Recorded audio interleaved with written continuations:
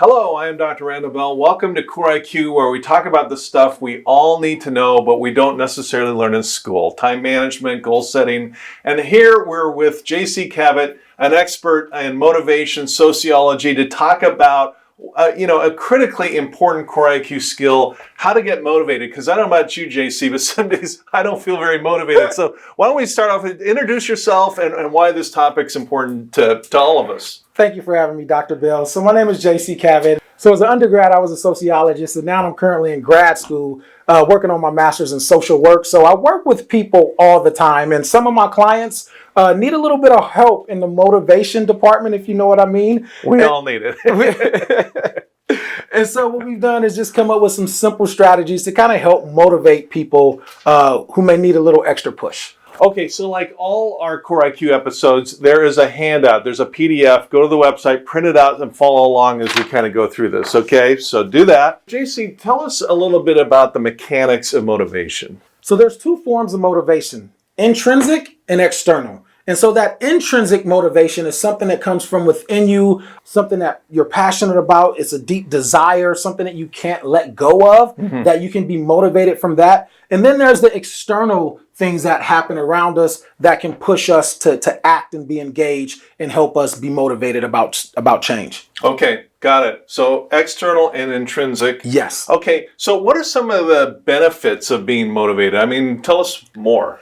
Oh, I think some of the benefits of being motivated is, one, you accomplish more, you're more productive, you're more engaging. People generally seem to feel like you're like the life of the party. People want to be around you when you're motivated. No one wants to really hang out with the Debbie Downer or someone that's kind of bringing the whole feel or the vibe of the room down. People generally like to be around people who are highly motivated. It kind of leads to high self-esteem as well. That's what I was thinking, is self-esteem. It helps build self-esteem. And let's face it, we all need that. Okay, so good, JC. So tell us more about the overall concept of how to get motivated. So the overall concept is this. Maybe you have a small fire, but you want that fire to really turn into a flame, and you have to add more material. You have to give it something to constantly grow. It's like fuel. Absolutely. The same is true with motivation. You have that small thing that you know you want it to grow, but you have to add things to it in order for it to grow, that fuel that you just mentioned. And so going through these steps, that's the fuel that help you to get to where it is you want to be. Okay, I love that. Okay, so let's get into it. You put together this brilliant graphic. I love it. And the first thing you've put here is identify the goal. Can you kind of put some meat on that bone and explain that? So the very first thing, if you're going to try to get motivated, is you have to identify the goal.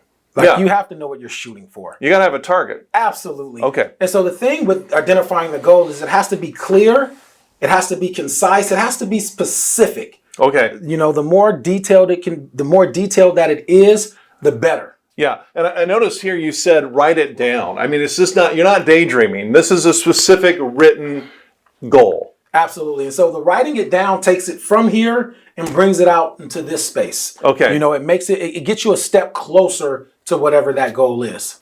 Okay, so anything else about identifying a goal here?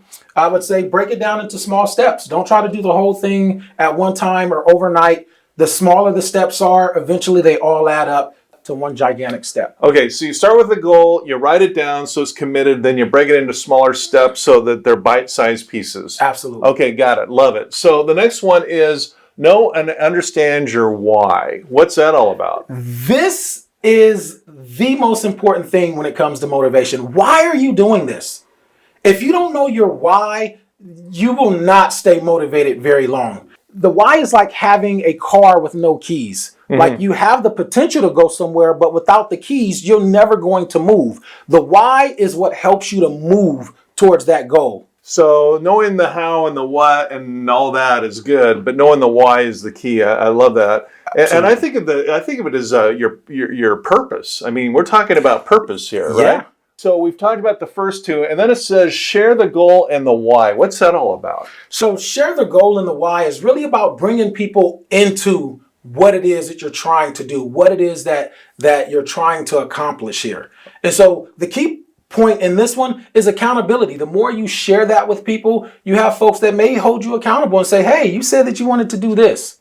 Okay. And also, isn't there like a component of where by talking and sharing it, it creates kind of a buzz and it keeps you motivated? Absolutely. Yeah. Absolutely. And if you're lucky, you'll find people along the way that can help you reach where you're trying to get to. Okay. So you're not going to do this by yourself. You need some interaction with people. Love it. And then it says weather the storm. What storm are you talking about? So whether it's a goal or whether it's motivation, you're always going to come up against some struggles along the way. Yeah. It's inevitable. It's a part of life. Yeah. The important thing is to not give up and to really navigate the storm, navigate that difficult time in your life, because it will pass. Okay. So the way I think about it is that there's always gravity. It's always easy to go downhill. It's always easier to deconstruct something than to construct something. And you got to just be aware of that up front. There's going to be obstacles. Yeah. Okay. Yeah. Okay. Love it. So the last one is celebrate small wins. What's that all about? So celebrating small wins is the small steps, the things that you did do well,